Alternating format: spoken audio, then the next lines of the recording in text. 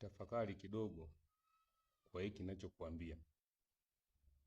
Yatakayotokea duniani hivi karibuni ni haya yafuatayo. Kabla ya kutangazwa kwa amri ya Jumapili nchini Marekani katika bunge la Seneti na kuhalalishwa kuwa ni siku ya ibada ulimwengu mzima, cha kwanza, nchi zote zinatakiwa kuwa na katiba ya aina moja. Marekani itasimamia mapinduzi yote. Kila nchi lazima ikubali mfumo wa Vatican. Nchi nyingi zitapinduliwa. Marais wengi wataondolewa madarakani. Wengi watauliwa.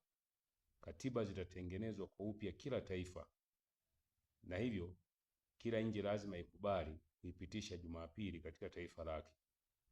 Wanadamu wanaoishi Marekani watakuwa wa kwanza kuipokea amri ya Jumapili, ambayo ni mkono wa Vatican, ambao ulianzishwa mfumo huo na Mfalme Konstantino wa dola ya Rumi.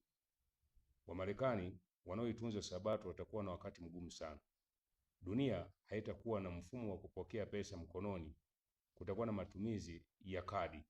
Mifumo hii itatumika ulimwengu mzima ili kuendana na Ufunuo 13 kuanzia 15 mpaka 18. Wale wote wenye kadi ndio watakaoruhusiwa kuuza na kununua, kujenga, kusafiri na kufanya huduma zote. Kama una kadi utaruhusiwa. Mfumo wa kadi ndio unaodhaminiwa na Vatican, ambayo ndio inayosimamia mifumo ya kidini dunia nzima. Kwa hiyo nchi nyingi zitapinduliwa, na hivyo lazima muelewe kinachokuja. Watunza Sabato watakuwa na wakati mgumu katika mataifa yote ya ulimwengu. Nchi zote zitabadilisha katiba. Kila nchi sharti iwe na amri ya Jumapili. Kwa hiyo dunia nzima itapokea Jumapili na kumuinua Papa kuwa ndiye kiongozi mkuu katika sayari hii. Mungu atawekwa pembeni na Sabato yake takatifu. Waislamu watakuwa miongoni mwa watu watakaounga mkono uongozi wa Papa, na dini zote watakubaliana kufanya hivyo. Kabla ya mapigo 7 kuanza katika sayari hii, ya kwanza, wale wote ambao wameikataa Sabato wataamuliwa kuuliwa ulimwengu mzima. Wale watakaoikataa Jumapili wataamuliwa kuuliwa dunia nzima. Wale ambao wanaishika Sabato watakuwa na wakati mgumu sana. Hawataruhusiwa kulima mashamba, hawataruhusiwa kushinda masokoni, hawataruhusiwa kusafiri, hawataruhusiwa kusoma, hawataruhusiwa kufanya huduma yoyote katika dunia hii. Hivyo Waadventista wa Sabato watakuwa na wakati mgumu sana, maana wao watakuwa upande wa Kristo pekee na kuishika Sabato kama siku ya ibada ya kumtukuza Mungu Muumbaji, ambaye kwa mara ya kwanza katika sura ya 2 katika kitabu cha Mwanzo anajitambulisha kuwa yeye alifanya kazi siku 6, siku ya 7 akapumzika.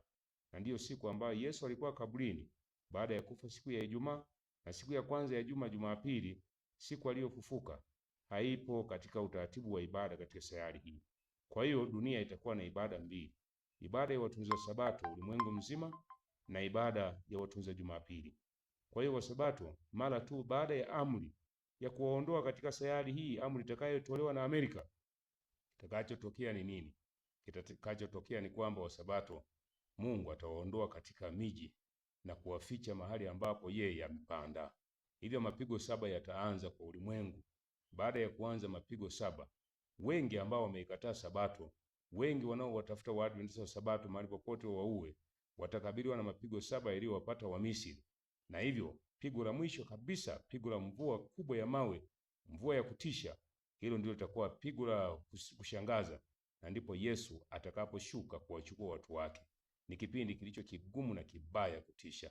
Kwa wakati huu mtashuhudia migogoro ya wanasiasa kila mahali, mtashuhudia maandamano, mtashuhudia mauaji, mtashuhudia utekaji, mtashuhudia uchumi wa nchi mbalimbali kushuka, mtashuhudia mataifa makubwa kupigana, mtashuhudia marais kutekwa, mtashuhudia marais wengi kunyimwa nafasi ya kwenda katika mataifa mengine makubwa.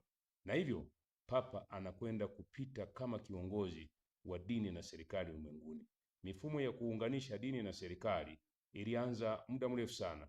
Dini na serikali zilipoungana hivi karibuni, ninamaanisha kwamba Marekani itanena kama joka. Kitabu cha Ufunuo sura ya 13, soma kwa makini, kinasimulia habari ya Danieli sura ya 2, sura ya 3, sura ya 7, sura ya 8, sura ya 9. Anazungumzia habari ya wafalme ambao walikwisha kupita. Ufalme wa kwanza ulikuwa Babeli, ufalme wa pili ulikuwa Medi na Ujemi, ufalme wa tatu ulikuwa Yunani, Ufalme wa 4 ulikuwa ni Rumi. Rumi ambaye ilikuja kugawanyika. Baadaye ulizaliwa ufalme wa kiroho, yani kanisa Katoliki. Kanisa Katoliki lilipata jeraha la mauti mwaka 1798 wakati ambapo Papa Pius wa 6 alipotekwa na jemadari wa Kifaransa akafia uhamishoni. Kitabu cha Ufunuo kinaeleza ya kwamba mara tu jeraha la mauti litakapopona, basi watu watakuwa na wakati mgumu sana. Wengi watachukuliwa kuwa ni watu wasiofaa katika nchi hii au katika dunia hii. Na hivyo basi niwaambie, mrejee muitunze Sabato. Hivi karibuni, sio muda mrefu, mwaka 2027 itakuwa ni kipindi ambacho dunia inakwenda kutimiza miaka 2000 toka Yesu alipobatizwa. Mwaka 2031 dunia itakwenda kutimiza miaka 2000 kutoka pale ambapo Yesu alikufa msalabani.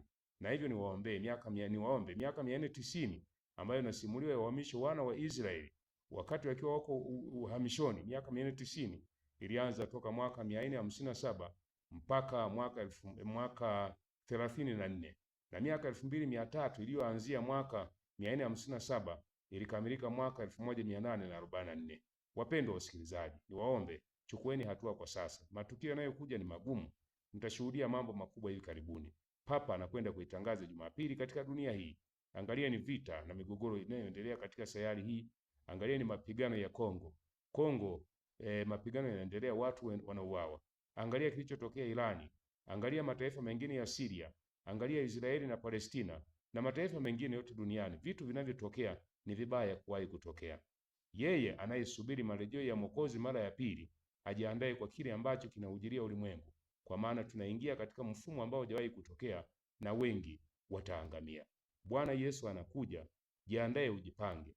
Kama uliacha imani, rejea. Anza kumwabudu Mungu wako. Anza kutafuta vile ambavyo alikufundisha. Achana na mapokeo, achana na madanganyo. Karibuni Papa anautawala ulimwengu. Marekani itanena kama joka. Marekani itakuwa ikinena kwa niaba ya Vatican. Kwa hiyo Vatican itakuwa inatumia Marekani. Na hivyo wale wote ambao wameendelea kuwa na imani vuguvugu wanakwenda kuangamia. Bwana wabariki mnapotafakari ujumbe huu. Usambaze ili kwamba watu wengi waweze kuamka, watu wengi wajiandae kwa ajili ya kusubiri marejeo ya Mwokozi mara ya pili. Amen.